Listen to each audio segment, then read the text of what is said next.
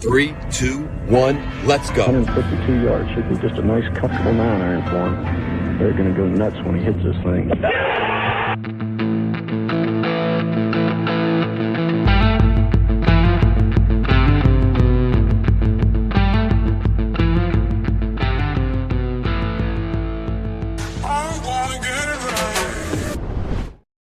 Yo, yo, yo. Welcome in, golf fans, to the Preferred Lines podcast. My name is Joe Idoni. The partner next to me is John Haselbauer, and you're watching a golf podcast who both correctly predicted the winner of the BM Dub. John, we're here to pop some grape. We just hit a 35-1 winner.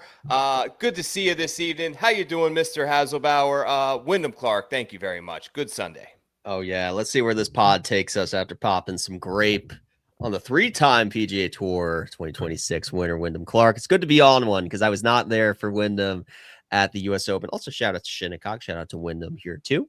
A good win for him at Craig Ranch. A good season. He's now the third player on the PGA Tour with 3 wins this year. I think he is top 2 in PGA Tour Player of the Year conversations now, which is not where we saw this heading. You know, just think back to like February, March when we were going to TGL and he's like looking okay in the simulator, but it's not translating on the course. And what happened to this guy? And now, you know, fast forward and he might be player of the year. He's automatically on the President's Cup team.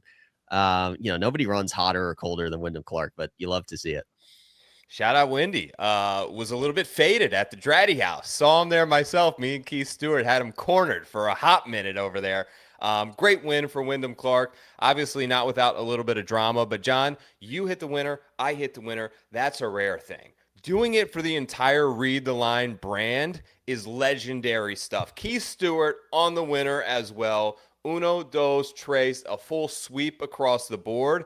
But like we talked about before we went hot here, as easy as it can be, it just never is. Yeah. The guy was effortlessly making birdies like he was shooting free throws basically all week through 54 holes, and then could get nothing going today until late in that round. Rory McIlroy ties him up. Goddard's making a run. Cantlay's making a run. Woodland's making a run. Ultimately, Wyndham Clark perseveres. Your thoughts on the drama and the heat that was that final round? Yeah, I mean, it had everything, right? I mean, it looked like it was going to be a snoozer. It looked like we weren't even going to need to tune in. He was up 6, and then he bogeys the last hole on Saturday. So all of a sudden it's 5, but it's 5, and it feels like 3 because 5 doesn't feel big enough with Rory and Cantlay and a couple other guys charging at you. You know, I went into today, and I was like, if he shoots anything under par, we're good. Bogey's the first hole, and then never birdied anything for the first 15. So those first 15 holes were not comfortable. You know, sometimes you worry, like a guy who's just hitting every green in regulation all week. If he starts to miss them and he hasn't had to get up and down all week, is he going to know what to do? Is he going to have those shots? Can he scramble under pressure? And we saw a little bit of him being untested at Belle Reve when you missed the fairway. And that came back to bite him a little bit. And obviously he was making putts from everywhere. That's how you put yourself up 5 strokes going into, you know, the final round. But it's really interesting. The elite golfer who's an elite putter. We talked about this with Jackson Coyven, how that has this untapped ceiling. And you see that with Wyndham Clark, where there's some days where he's just going to roll everything in. And that was the Wyndham Clark that we saw in the last 3 holes, was really the Wyndham Clark we saw all week. Was he can step over those 25 footers and make them and feel good about them. He kind of lost his stroke in the middle of the final round due to nerves. But when push came to shove and he needed, you know, to make the clutch shots, he did. Absolutely, he did. And I have a graphic in a minute just to talk about what kind of closer Wyndham Clark has become. But I think it's just, you give him credit for rebounding late and getting the job done. Ultimately, he won by, it was a 3 in the end? Yeah. Yeah, ultimately won by 3 strokes. So the final score is going to look closer or look further apart than it actually was. But, you know, the style of golf that Wyndham Clark plays, is a highly aggressive style of golf, attacking pin locations, making birdies. It's a lot what allows him for the separation on moving day and allows him to sprint out to these big leads, not only like he did at Belle Reve, but like he did at Shinnecock Hills. But when you have that lead to protect, the natural tendency is to dial some of that back. And that is actually reversing the strength that you have. Fairways become a little bit more important. You start taking safer lines into greens, and the objective of the tournament shifts from making birdies and sprinting away to protecting the lead. And I think that we owe him some credit for ultimately getting that job done. I did want to bring up this that I was kind of shocked. So I was looking at the Data Golf. Basically, it has this pressure tool and how guys perform under pressure near or at the top of the lead. Now, this is not even reflecting what we just saw from the BMW Championship. It had not been updated yet. But before today, Wyndham Clark entered Sunday either in first or second place in 5 tournaments. He won 4 of them. Now it's 5 out of 6, and you can see in nearly every one, with the exception of the U.S. Open, which he was also trying to protect a lead, he is performing above the expectation line. Even in the Players' Championship that he ultimately lost, he was a stroke and a half better than you would expect and 2.8 better than the field. He just got Scottied that year. It is stuff happens, but the amount of credit that he deserves for now becoming one of the elite closers with a lead or near the lead that you need to fear on a PGA Tour leaderboard is serious stuff from Mr. Clark. Yeah, I mean, even the Players' Championship, you could say he got scottied, but I still remember his lip out on I thought it 18. was He hit a perfect putt. You know, he executed everything he needed to do. So you can't even say that was like wilting under pressure either. So you're totally right. They actually mentioned a stat on the broadcast today that his scoring average is really bad. He's like outside the top 90 in round 4 scoring average, but he also shot a 60 at TPC Craig Ranch on Sunday to win. So it's almost like when he's in contention, Yeah. he rises, and maybe if he's like in the middle of the pack, he doesn't think he can win. He maybe zones out a little bit or loses focus. Tom Kim talked about that in his win at the Scottish Open as well. Like, when I can be laser focused when I'm playing a tough course, I don't zone out. You know, we play a lot of golf, we play a lot of different courses. It's easy to lose focus, but when you're playing on a tough course and you're in contention, that's what I like to do because I can really focus in. And that's what we get out of Wyndham Clark. I mean, he's winning a lot, man. He was a late bloomer. He was really like an average player for the first 3 years on the PGA Tour. Really good collegiate history, good amateur history, like a decorated player coming onto the PGA Tour. Just took him a little bit on the mental side to lock in. And now you're seeing him kind of bear the fruits of all of that. Absolutely. Where's he at in the Player of the Year race, in your opinion? Obviously, Scotty's up there. I don't think Chris Gotterup gets enough love. Had he come back, he's also been a guy that, like, you see him in the top 5 on Sundays, and he played super aggressive. It felt like it was right there for Gotterup. I mean, the amount of times he ended up scrambling was just missing short wedges and sand wedges into greens. It felt like he could have was very much in play to make his run. Obviously, Matthew Fitzpatrick is in the running. Cameron Young is in the running. It feels like it's sort of wide open and up for the taking come Eastlake. Or do you think Wyndham etched his name on the trophy with the win at the BMW? I think it's now between Scotty and Wyndham. Scotty has one more win. They both have a playoff win. Scotty has Wyndham has a major. And Wyndham has a ton of top 10s now. It's something crazy. Like 7 of his last 10 starts are top 10s. Like, he's really turned it on in the second half of his year. I think it could just come down to the last week. It could just be if one of these guys closely contends and the other one doesn't. If one of them wins, they'll definitely win Player of the Year. It's tough. It's going to be so subjective based on who votes on it, because for some people a major is the end all be all, and Wyndham's got Scotty beat there, and Scotty would probably tell you this has been a massively disappointing season for him.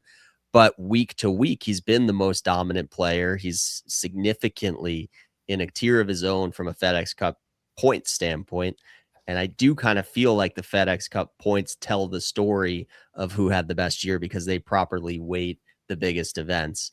And Scotty was a factor in every single major, finished top 5 in all of them, I believe. So it depends what you're looking for. For me, I kind of feel like you have to win a major to win player of the year. So I'm kind of siding with Wyndham right now. Same here. Wins matter. And I appreciate that Scotty is the best player on the PGA Tour, but I think player of the year is not necessarily asking that. Player of the year is who capitalized the most on their opportunities and got those wins. He's won a playoff event, he's won a major championship, and he kind of went head to head with Scotty in Texas and Yeah, won. he So did. that third win there is, it's TPC Craig Ranch. We know what it is, but it's important when factoring this all in because now he's got 3 to Scotty's 2. Let's talk a little bit about Rory. I was a little harsh on Rory last week for getting boat raced by 25 strokes. Bounced back this week. Got to give him credit there. Was a much better course fit this week. Seemed to have used Memphis as a proper tune up to prepare himself for the BMW championship. And ultimately, I keep coming back to, man, I just wish he would have played more this year because we Yeah. could have seen more of these results. When you look after the Masters, let me see, 1, 2, 3, 4, 5, 6, 7, 8 starts after the Masters, 0 top fives with the exception of this week.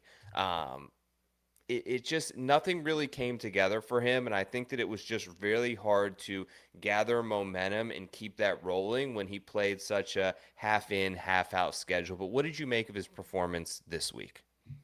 Yeah, I think on paper, this felt like it was a great Rory course. It was going to be a little wet. It was going to favor carry distance. You can get away with being a little inaccurate. I think he hit like 4 or 5 fairways today, but even when he missed the fairways, he was like in that first cut for the most part. It's not like he was all over the place. And Yeah, when we talked about handicapping Belle Reve, that's what we talked about. Like you don't have to accuracy is not a strength here because if you're a little squirrely off the tee, you're still going to be okay. There's still these like right. generous landing areas. That's why we And got on Wyndham. that's why it's exactly why we got on Wyndham. And that's why I was not ready to completely write off Rory as bad as he was last week. It's a much better course fit for him to just swing that driver freely. And that's what he did. But, he didn't have his best stuff and he almost won anyway. Clearly, he put the clubs down, partied a little bit too much after the Open. His season was done after the Open when he went to Ibiza. And I still don't know like why he showed up in Memphis. He just shouldn't have showed up. Like if you were that unprepared, you didn't come last year. You shouldn't have came this year. Just come a little bit more like practiced and ready for the BMW. Maybe he wins this tournament if he has a little bit of a different strategy. But clearly the game's not gone. It's like how motivated is Rory on a week to week basis? A part of me does think, though, embarrassment aside, that's why he forced himself to go to Memphis. Even though he didn't want to be there, it has to be very difficult for Rory, winning back to back Masters, being where you're at in his career, to take 4 straight days and dedicate 5 hours to range work when the other guys who are on your level who compete with you are out there playing a PGA Tour event. I think he just said, rather than spend a week preparing to get ready for the BMW, let me go get my teeth kicked in Memphis. And that's the best way to get tournament reps, to get my body back, to get back in the normal routine, to get back in the flow of practice, play. This is the cadence of playing an 18-hole round on the PGA Tour. And I think it proved to be fruitful this week with how he played and nearly made a run at Wyndham Clark when we least expected it today. He had a lot of look. There was a moment there in the tournament where they were both tied and Rory was inside of him, maybe 15 feet with 3 or 4 consecutive birdie putts and didn't make one. And it Yeah. felt like he missed that spot. And then Wyndham first in, I believe, on what was that, 15 or 16? 16, 16, yes. the He was par further three. away, but he made that putt. And finally being first in and finally seeing one drop made all the difference. Let's talk Scotty Scheffler, world number 1. It felt like, how are we going to stop this guy when he's got this type of momentum going? And it turns out the way to stop him is with an infant disease. Yeah. It comes out hand, foot, and mouth. As a parent, haven't had it, have heard of parents having it. Seems quite brutal. What are your thoughts on it? And like it's again this situation where there is a serious thing where someone is dealing with that happened early in the week that it goes unreported until the guy finishes 72 holes. Like, where are you at with that? How do we fix that? Yeah, I mean, first of all, hand, foot, and mouth disease. Can we come up with a better name? It's It's tough. not even a name for a disease. It's just talking about different parts of your body affected by the disease. Like Yeah. I don't even know what what that looks like. I'm just assuming it's like a No, rash that he gets I all feel over his like body. it's totally it's like a breakout and it turns into like blisters and swelling and you're running a high fever. Maybe the problem is most diseases have like a high profile historical character associated with them to give them the names. Maybe this is Scotty's. Maybe this is his calling. Maybe Yeah. this is now the Scheffler syndrome. Just yeah, I mean, but so my understanding, I'm not in the parent circles yet, but my understanding is this is like a tremendously contagious disease that you get it from kids and then Correct. it spreads everywhere. So it's such malpractice to show up to a PGA Tour event in front of all these people with this disease and not disclose it. Like we talk about injury reporting and a guy's got a bad back and it's hard to quantify, like, am I questionable with a bad back or do I always have a bad back? I get that, but you've got a highly contagious disease. You're walking out in front of all these people. And he said after the fact, like, yeah, it probably would have been smart for me to withdraw and not, He expose did. everybody to this. Like, yeah, you think you're pretty good on FedEx Cup, Scotty. You're pretty good on points. You just won last week. You really don't need to be. It's the polar opposite of the Rory situation where it's like, you know, he's just not showing up at all, and Scotty's doing anything to play in these playoff events when he absolutely should not be playing. So do better, golf media. How do you not see it? Hand, foot, and Yeah. mouth disease. The guy's got blisters all over the place. He's on the range. Nobody's looking at him checking his hands and the blisters on his hands. Like, I can't comprehend how nobody had any inkling that this man was battling this, because I bet in the without Scotty market, and thankfully it worked out. But obviously, I'm not doing that if I know that he's got blisters head to toe. Yeah, it's tough. I feel like people had to know. I feel like there are people in that media center that probably were aware of it and just didn't want to report it unless he wanted to say something type of deal. I don't know what it is, some sort of protection issue. But the fact that he was saying like I didn't really practice, I didn't really warm up this week, like somebody had to be on to something there. Moving on, like obviously they made the top 30 cuts. A lot of names, big names, played their way into the Tour Championship and East Lake. A couple of guys who sort of, I thought they did a good job of covering it. So the three guys who were bounced, who were previously in the top 30, we talked about him last week: Ricky Fowler, Kurt Kitayama, Bud Cauley. Those three are out. The guys that are in: Patrick Cantlay, Robert McIntyre with a nice run today and a nice bounce back from Memphis as well, jumped in. Gary Woodland, incredible week to get himself into the top 30, was emotional and amazing to see Gary, with all that he's been through, kind of do that post-round interview and talk about how much it meant to him to be in the top 30. Ryan Fox squeaks in on the number on the final spot. Woodland back in East Lake for 2019 feels like the big story, but also is Patrick Cantlay kind of back? Backdoor Cantlay.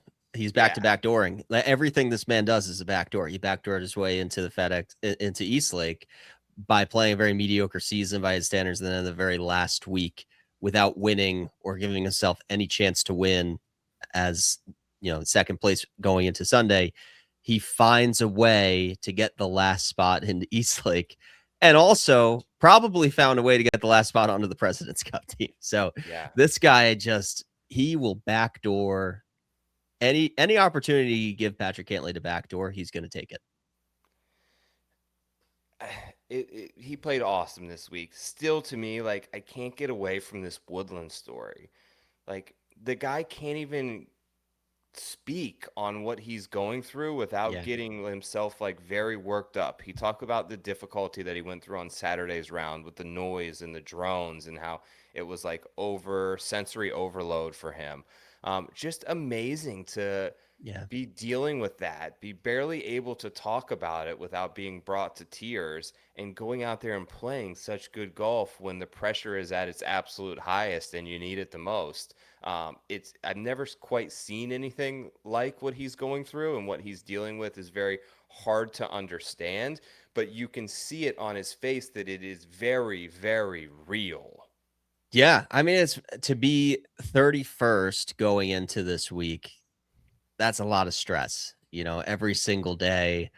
The difference between 50th and 30th is a difference from being in all the signature events to being in all the majors and a few other perks that come with that. Obviously, you're playing for a huge purse this week at East Lake. You're playing for a chance to be tour champion. So just a lot on the line for him, and he stepped up. He's the man. We both love Gary Woodland to death. And he had a real chance today. He cold topped one on 9. That was the end for him, but he bounced back well from that too. I forgot about that. I'm watching that live, and you just think it's like one of the shot tracer errors. Creek totally not in play. Shout out, relatable golf shots. Yeah, one of us. Let's talk a little President's Cup minute here. Of course, we can't talk President's Cup without shouting out the good folks over at B Draddy. John, you look great. You look phenomenal in a B Draddy polo. I wore one on the golf course today en route to a smooth little 42, 42, 84. We're getting things back headed in the right direction. You know from our group chat with Keith that I've been down bad. So any positive steps are very, very appreciated at this moment in time. RTL 20 will get you 20% off anything in the B Draddy store. They have an amazing clearance tab, sale tab on there. You can get all the sick President's Cup gear for Team USA and the international team, by the way. Not only the polos, not only like the t-shirts, but the outerwear, the jackets, everything. The hoodies, it's all there. Let's bring up the little board here on updated President's Cup standings. Let me try to zoom into this a hair, John, just a little bit to get a better view.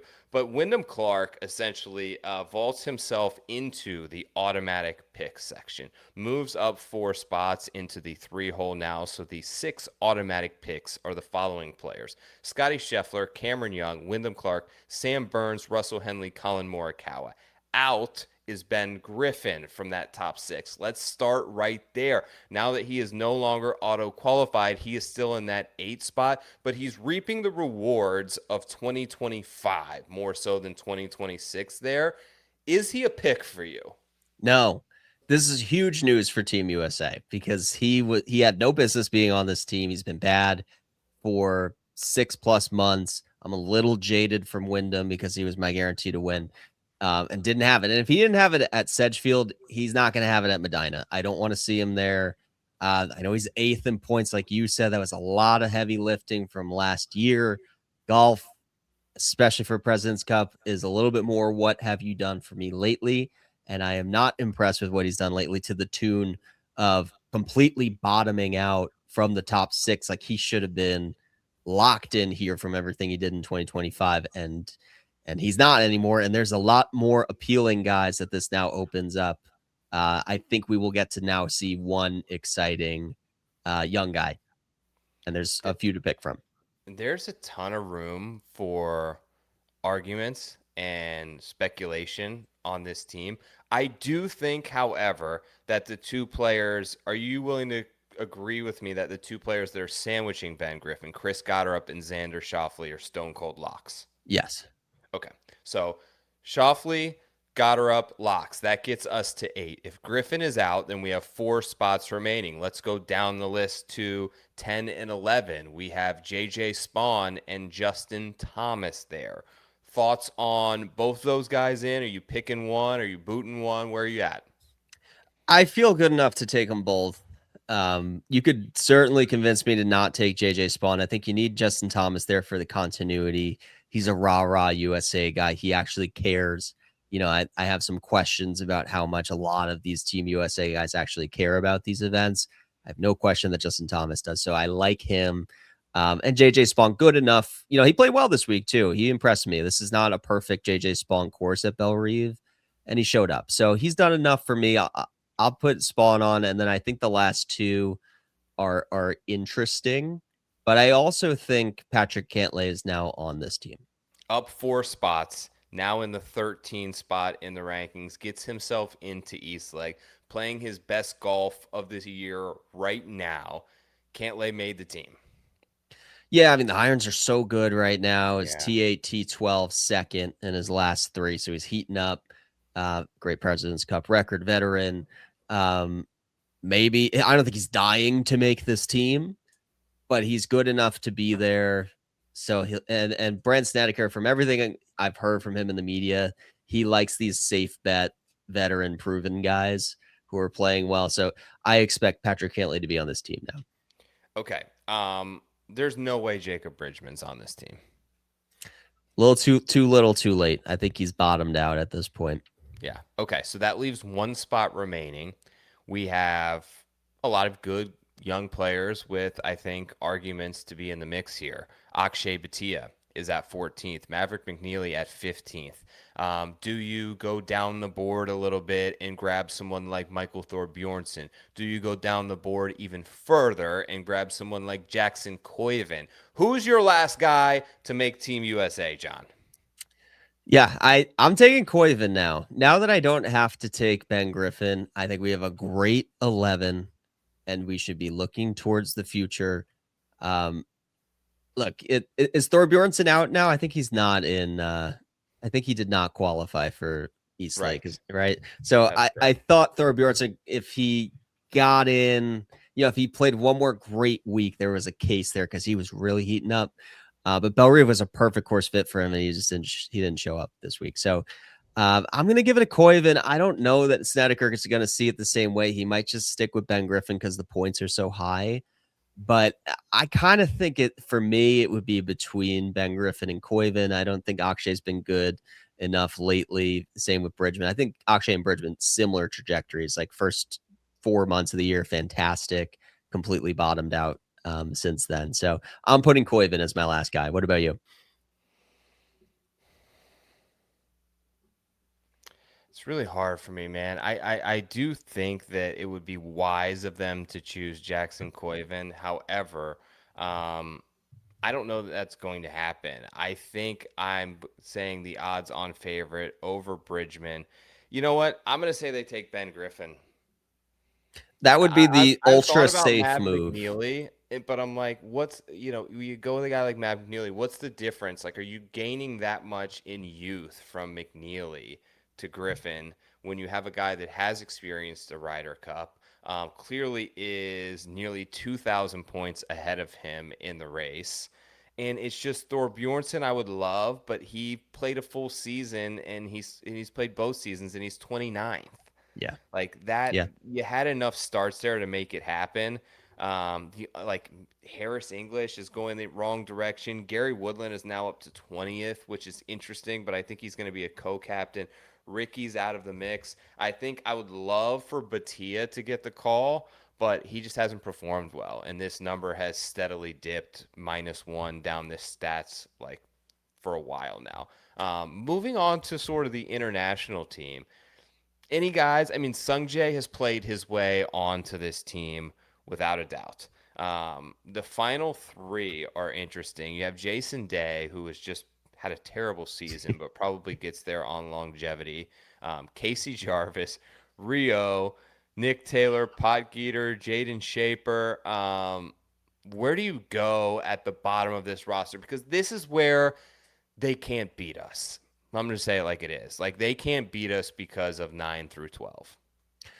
Yeah, I mean, it's rough. Like, it's rough because you got Jeff Ogilvy, who probably would favor some of the Australian fringe guys, but all of them are on live, and he can't pick them with the blockouts that the President's Cup puts in.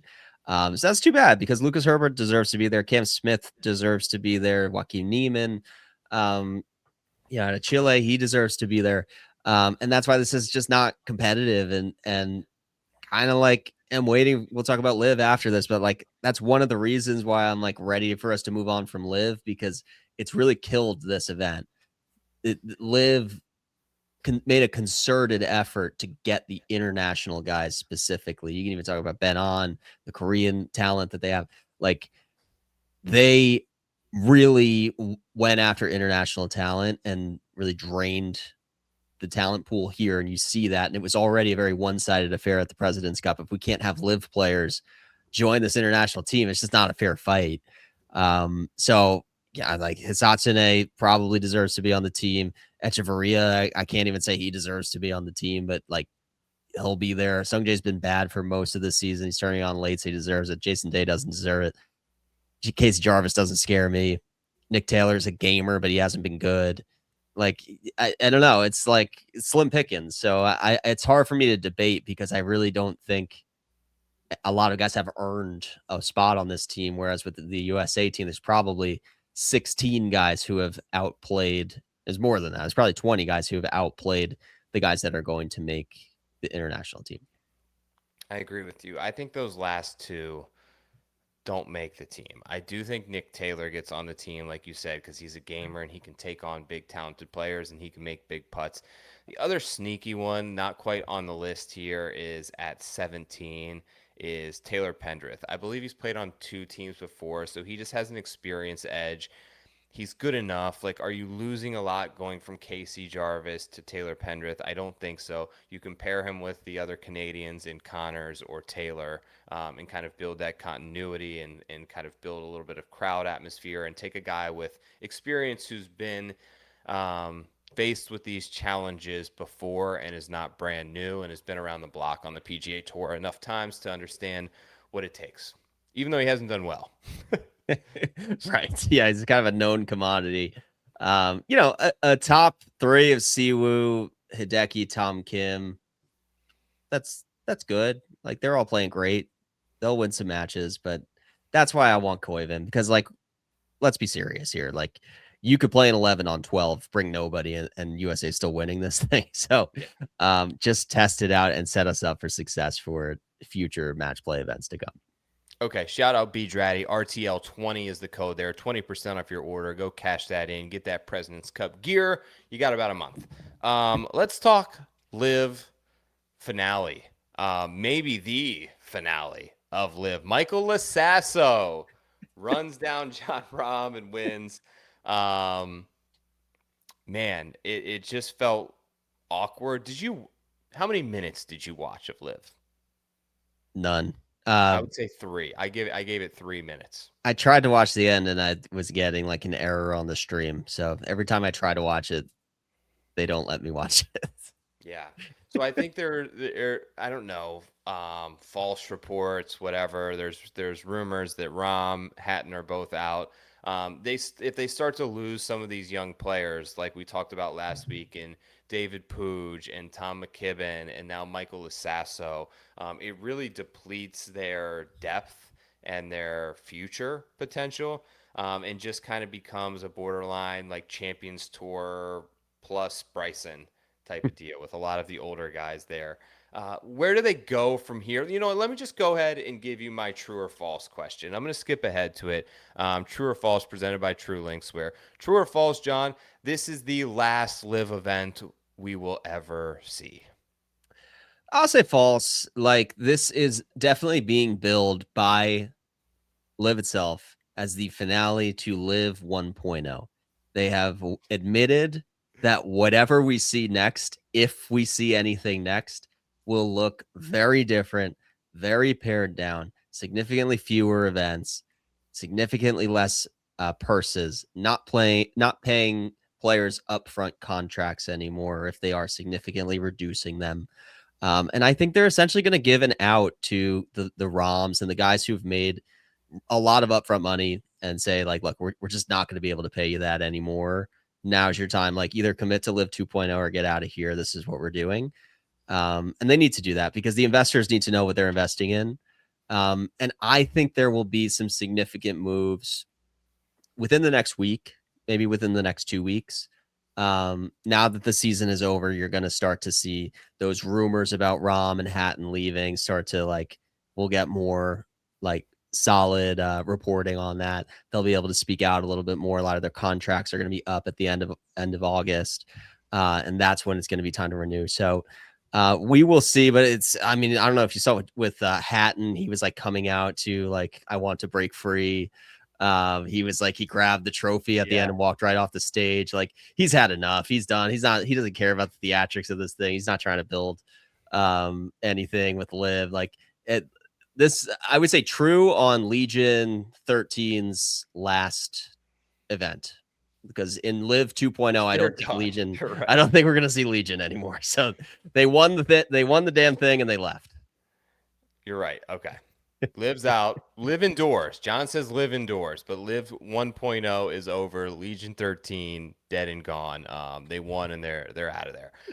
John, before you do your true or false, one last topic circulating the interwebs in the world of professional golf this week. Just wanted to kind of get your take on it. I'm sure you saw it. The highly controversial ad put out by Good Golf Times Callaway. One of the more cringeworthy things that I've seen surface on the internet and especially in the golf world in quite some time. What did you make of it? Did you see the apology? What did it make you feel? Yeah, I made me feel like they're stupid. I wasn't like. I mean, I've been thinking about it a lot. Like it's been stuck in my brain. I'm not like super mad about it. It's just it's dumbfounding to me how stupid they were to record that, put it out, and think it was a good idea. And the more I think about it, I feel like it's this exaggeration of the YouTubeification of content, which is like doing things for shock value, and whether that's like the headlines on a YouTube page, like you won't believe what we did here, or like starting out a YouTube video with like a super crazy first 5 seconds to capture people's attention. I think they applied that methodology to this ad and said, you know what? People are going to talk about it if we push this girl over. So let's do the shock value thing, and then we'll push the other guys over too, so it feels like it's fair and we're pushing everybody, which is so stupid. Like it's stupid of them. I know you also feel like stupid of Callaway to see this and let it happen. We'll talk about like what does that review process even look like to let something like this happen. Um, but it's just stupid because good is popular because they're impressionable to a younger audience. And the reason there's so much backlash to this is if we don't push back on saying you can't push girls over, you can't put your hands on girls and shove them, then if nothing happens, then this generation is going to think that's okay, and they're going to go on the golf course, buy this golf club, and start pushing everybody around too. That's sort of the message that I heard. So I'm glad that it wasn't just me when I saw this video that was like, "What are we doing here?" Like everybody collectively was like, "This was a really stupid video." They took it down immediately. I don't know if I believe their apology, but I'm glad they took it down. Hopefully, they learned from it, and obviously, there's going to be a lot of ramifications for them coming out of this between their deal with Callaway and their deal with PGA Tour. Yeah, Front Office Sports has an article reporting that the PGA Tour is already looking into the sustainability of that tournament coming up in the fall swing, that they've received several calls and they've made a public comment that it does not reflect their value. The fact that they had to comment on it publicly tells you a lot there. I Did you show your wife? Yeah, I did. So Yeah, did I, and she was like immediately, "What the, yeah, say it. yeah, was basically like this is despicable." And I felt the same way, and it was just weird. My take on it, and I kind of told you this before the show, is I think Callaway deserves way more heat than even Good here. Good, it's like it was built on like this young frat house of like golf creators who are just doing exaggerated things on the golf course to try to get attention and followers.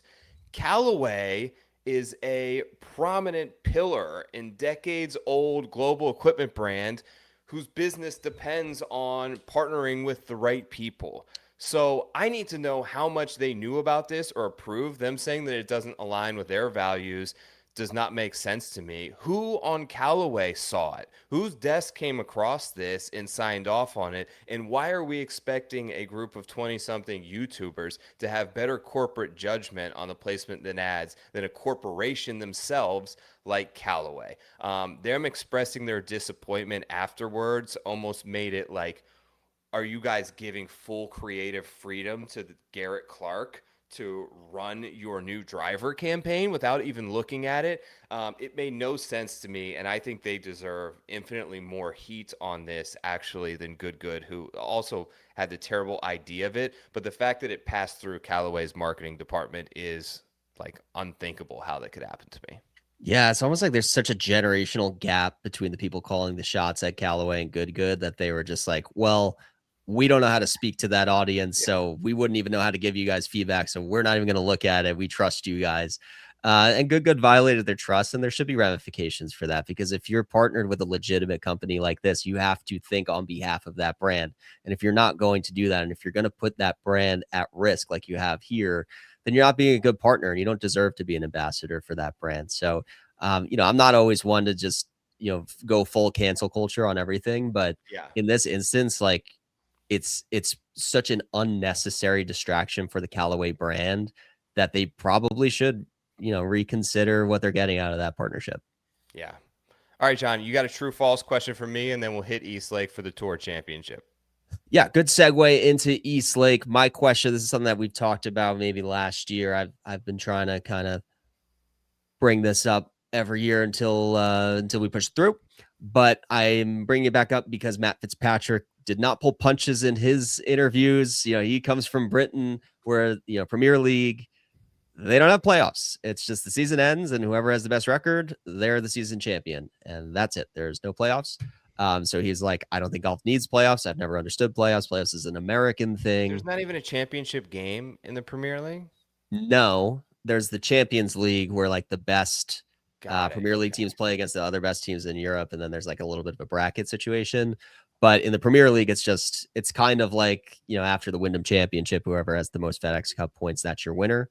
That's the system in the Premier League, and it makes a lot of sense. It takes a little bit of the drama out, but it definitely assures that the best team over the course of the season is your champion. So Matt Fitzpatrick's comments were, we don't need playoffs. I totally agree.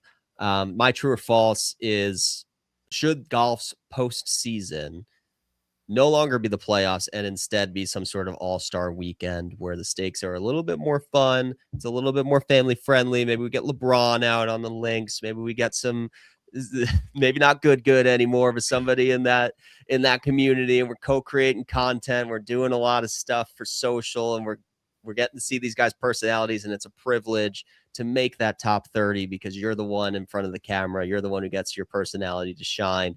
You get to play with LeBron. You get to play for all these prizes. Maybe it's like a 10 million purse for a match play or a scrambler or some sort of YouTube, some sort of like internet invitational format that we could do for these guys. Have a little bit more fun. Golf doesn't have an all-star weekend. True or false? This time of year in the postseason should be the all-star weekend of golf. False. I think there's a space for that, and I think that the Golf Channel games, I actually found them enjoyable. That they kind of ran with that sort of format where you're, running to shots and who can complete this hole the fastest, who can hit these crazy flop shots, big break style where you've got to break the little ice cubes. I love all that kind of stuff, but I think the playoffs are making the correct move in going to match play. And I think that is the fix for next year. The top 30 in a 72-hole stroke play tournament, I think, loses value. I think that it's better. This is going to be our second year now without the starting strokes. So we are seeing improvement. We will hopefully get further improvement in that regard in terms of the competition format next season in match play. I think there is a spot for an all-star games and a show off your incredible talents part in the sport of golf, but I don't think it should be in the playoffs. Yeah, that's fair. I view it as like a Pro Bowl situation where like that's where all the best players in the league have some fun. Pro Bowl is kind of a failure though. Like no one watches it anyway, but in a way so is the Tour Championship. So it's broken. I do like match play as a first effort to fix what clearly needs some fixing. All right, speaking of the Tour Championship, we've had a ton of fun recapping the winner in Wyndham Clark. I've almost finished my glass of wine, but it's time finally, 43 minutes in, to talk about Eastlake and the 30 players that will be competing for the 2026 PGA Tour Championship.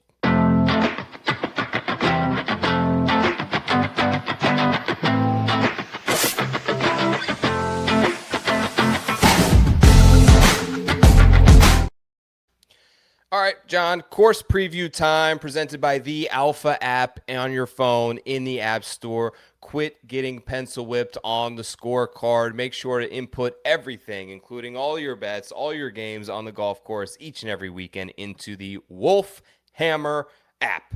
Used it on the course today. John, we're both in a season where we're getting out to play a little bit more golf. Things are about to wind down on the PGA Tour, so maybe a little less work behind the scenes for us, a little more time to get out in the sunshine and on the golf course, and we will certainly be using the Wolf Hammer Golf app. John, tell us about East Lake, the changes that were recently made. Give us the breakdown on the course that you have in your notes. Yeah, a couple of years ago, we got a restoration here from our pal Andrew Green, who just did the restoration at Detroit Golf Club. Big Donald Ross guy, very much wants to restore Donald Ross's original vision to all of the Ross courses. And I love that because I love what they did at Detroit Golf Club too. I like East Lake quite a bit. I think it's one of the more underrated courses on the PGA Tour. It gets overlooked because this event is a very polarizing event. We only get to see 30 players. It's not that dramatic. Starting strokes make it feel like it's not even a real golf tournament because it's so hard to follow. So I'm very thankful that we've gotten rid of the starting strokes as well. They've adjusted the purse as well, so they pay out earlier. I forget if it's before the playoffs start or before this week. Used to be you were playing for like $25 million this week. And that's just so excessive. Like we did not need to be doing that. So now they're playing for 10 million to first, still a crazy amount, but more reasonable. This course after the Andrew Green restoration added about 150 yards of distance. It was about 7,300 before. Now it's 7,440 par 70. And to me, it actually feels like a perfect amalgamation of the last three golf courses we've seen. If we go back to Sedgefield, that was your Donald Ross, like character of the course was its greens, its tricky Bermuda greens. TPC Southwind was like, if you're going to miss the fairways, you got really gnarly Bermuda rough. That's going to be a real issue this week at East Lake. And then Bellerive was all about total driving at a very similar yardage, the 7,400 yards and par 70. And so I just say that because the playoffs are all about getting hot at the right time. Let's really focus on the guys who've had the best weeks the last 3 weeks of the season, because all of those characteristics matter a ton going into this week. Absolutely. You're 100% right about that. The one thing I would say about East Lake is I like the finish. The 15th hole, kind of that island green aspect there. We almost saw Tommy Fleetwood blow it, is very unique. You get a couple challenging par fours, and then you get the par five finisher where you could easily have at 585 a legitimate eagle opportunity to kind of round things out and finish your round there. There is I believe the eighth hole sometimes plays drivable, nearly 300 yards off the tee when they move the tee box up there. The course is in perfect shape. They just go off in twosomes. It is a relatively quick round and easy to bet. It just doesn't strike for me the same way with only 30 guys in the field, even though we're talking about the best names in the world. Does it feel like a letdown at the end of the season to you? Do you feel that also? Yeah, absolutely. I Yeah. think this would be a really good venue, and Atlanta's a good market for golf. Like the fans show up here, love having this event. But I want to see this on a Challenger series or somewhere in the middle of the year in the future where we can get a full field to come out here and just have like a proper tournament. I think the last tournament of the year, we should be doing something different. It should be rotating to really cool venues, like kitschy venues, or even let like the player of the year from the year before choose what course he wants the last finale to be played at. So you have like a year to prep for it. I think there's way more fun things that could be done for this event. And I hope that we don't lose it when we move away from Tour Championship to a match play model, because it's a great course and they just restored it. But yeah, let's put it somewhere else on the schedule in the future. Barometer wise, when it comes to the pendulum that goes between distance and accuracy off the tee, do you prefer the power players on this golf course, or do you think the accuracy guys have an advantage? I'd say power is more of an advantage, but the rough is going to be more penal here than it was last last week at Belle Reve. I think very similar like approach buckets as Belle Reve. Like total driving was super important to me last week. It's just the Bermuda rough is a tricky thing. It's a lot more predictable to hit out of the traditional bent grass rough, I believe it was at Belle Reve. Um, Mhm. and Wyndham talked about that as well. Like I feel like I can still get away with it if I miss fairways this week, whereas at TPC Southwind, I felt like I had to be in the fairway. So here, I think you want to be a great total driver. I want both. I don't think it's necessarily like an advantage to be extremely accurate. So I would still lean more distance. And yeah, I think it will come down to the best total driver in the field. If you look at the leaderboard at the end of the week, it's going to be who's driving it in the fairway. Data Golf 100% agrees with you, by the way. 5 out of the last 6 years strongly favored Bombers, with the exception of 2021 was kind of neutral. So right there with you. Let's get into the shortened betting board this week. Let's see if we can isolate any picks.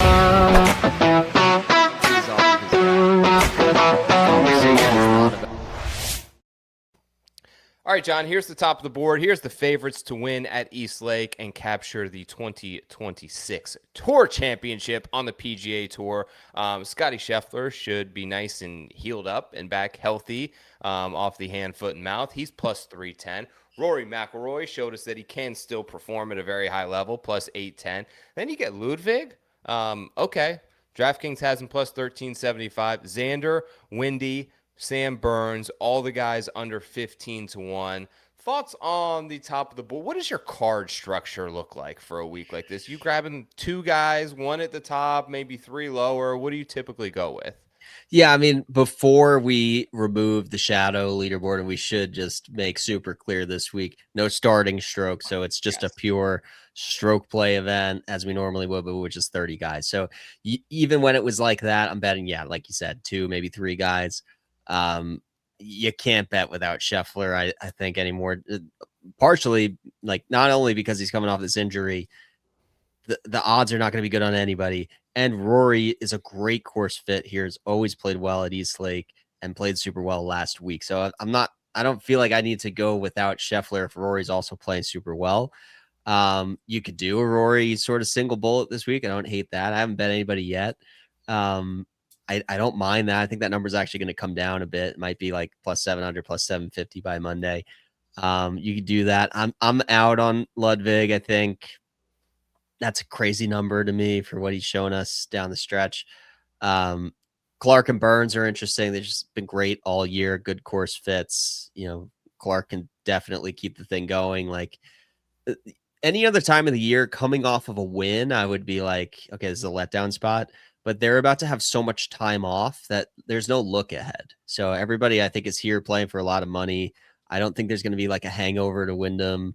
He's got a lot of money to play for. He's playing hot. He wants to keep it going. If people want to go right back to Wyndham Clark, I get it. And Burns would definitely be this year's version of Tommy Fleetwood, where he just came so close every event all season, had a great year, did everything but win, and then wins the last thing, wins the whole damn thing, and wins all the money. So could certainly see that as well. I haven't bet any of these guys yet, but I guess Rory, Clark, and Burns are jumping out to me. Yeah, I was thinking Rory off the bat too. He's got 3 wins at the Tour Championship. Obviously a great course fit. The one pause that I had is we're 1 year under the belt with the renovated greens by Andrew Green at East Lake, and like he had gained strokes putting pretty consistently. I believe 6 years in a row.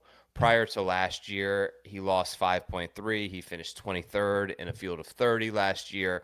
So clearly, he lost strokes on approach. He lost strokes around the green. He lost strokes putting last year. I think the changes maybe negatively impacted him. Now, it's hard for me to remember exactly where his game was.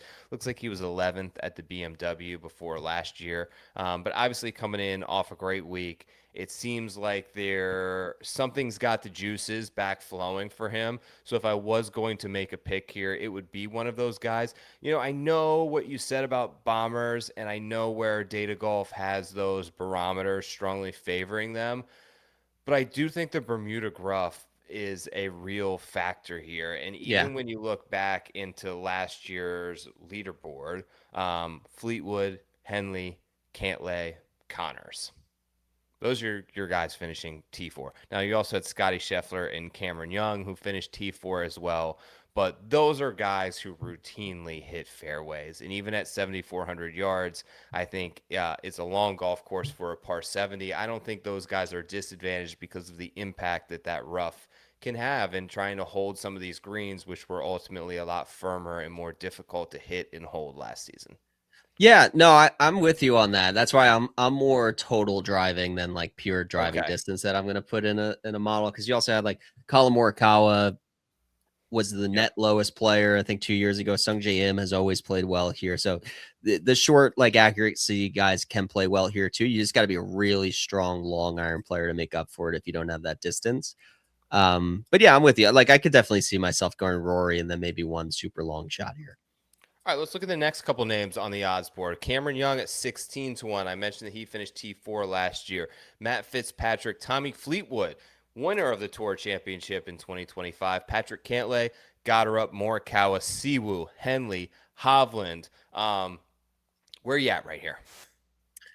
You know, Goddard's making a lot of sense now. He's played very well in Bermuda. He moved to Florida, started playing well in Bermuda ever since he moved over there. Looked great last week. I mean, he felt like a real threat. Felt like John Deere all over again, where he was just going to make this back nine charge. That par 5 17th got him. Otherwise, he, you know, if he does the Morikawa thing and eagles it, then he's right there.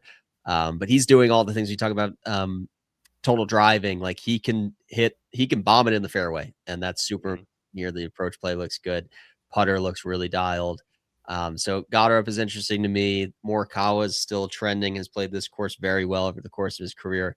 And Cantlay has also played very well at East Lake, and he's red hot, and he would fit again. If it's not Sam Burns, then it's Patrick Cantlay who can do the Tommy Fleetwood thing and just win here after not winning for so long. And you know, exercising some demons at East Lake. Cantlay almost lost 4 strokes putting at the BMW. Finished solo second. Like, man, It's crazy. +7 on approach after +5 at the St. Jude, +6.7 at the Rocket Classic. Guy is absolutely cooking. My only concern is like if at 18-1, it feels like he got a syringe in the arm and just sucked all the value out of that number based on the T2, and now you're buying at the all-time high of the season. I'm drawn to Goddard, always will be drawn to Goddard. He started this tournament last year after the first round was in last place, managed to climb his way up the leaderboard, bounced back with a 63, 69, 66, climbed up, ultimately finishing, where was he? Goddard final finish was T10, 12 under par for the week. And then, like you mentioned guys who, like Tommy Fleetwood last year, have just played well all year and have flirted, but have struggled to get it across the finish line. It feels like Siwoo Kim, this could be a good week for him, right? You play the accuracy narrative. The guy, I believe, has 10 or 11 top 10s this season, like second most of any player in the field. He feels like last year's Henley. He feels like last year's Fleetwood. He's been doing it from essentially February to mid-August, and this is a great course fit for him, and it just feels like it could be time at 23-1.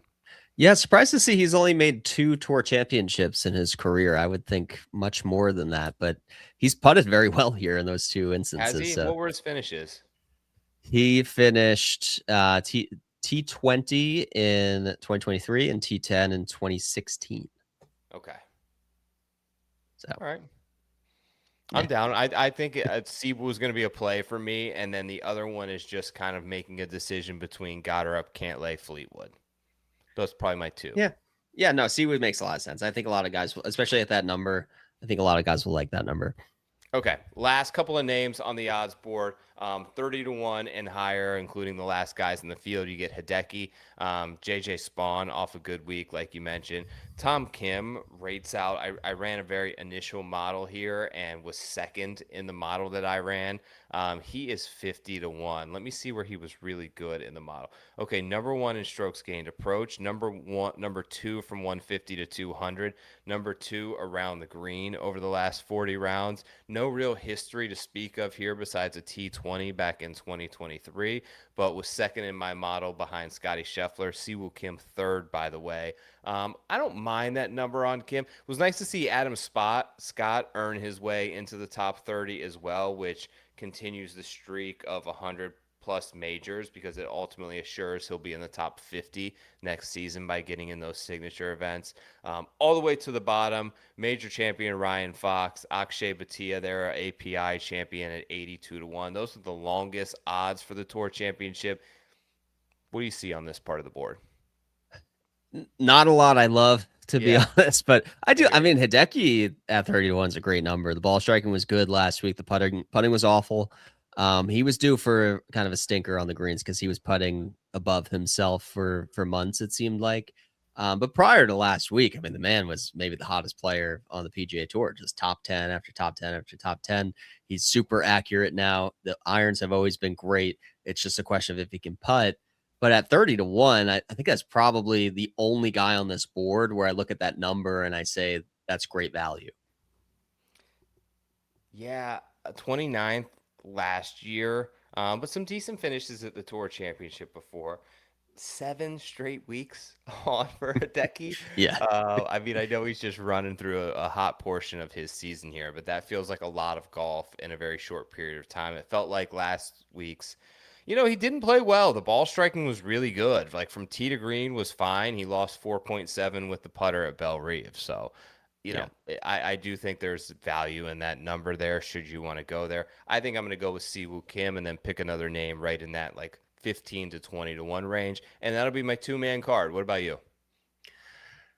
I'm probably going to wait until Monday before I really commit on anything. There's a world where I go Rory, and maybe that's it, or is Rory one Yeah. other guy?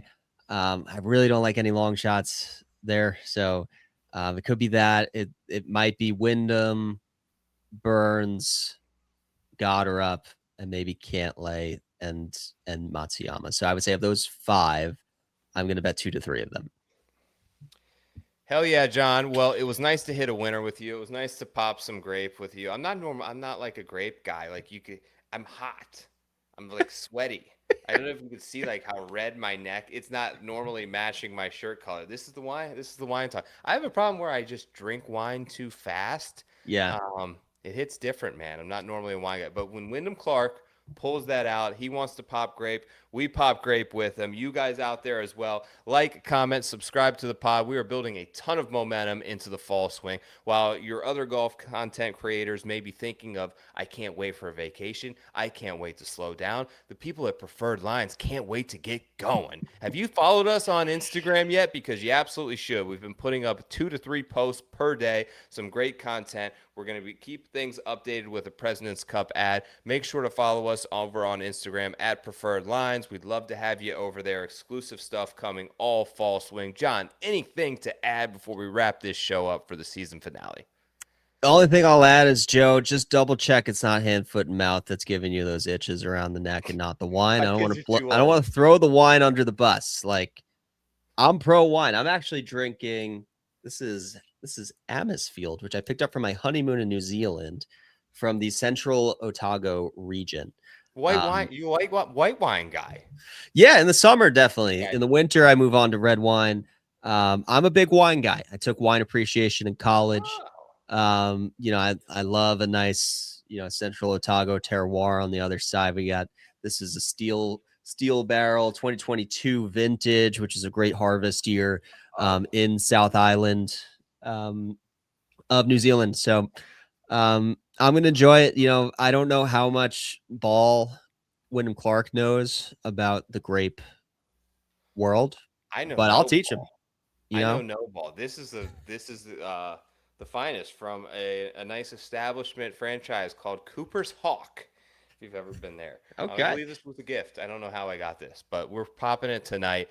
John, it's been an absolute amazing season. Thank you for joining me each and every week. Thank you all for checking out this show and giving us a ton of motivation heading into the fall swing. Make sure to go on and follow over at Read the Line.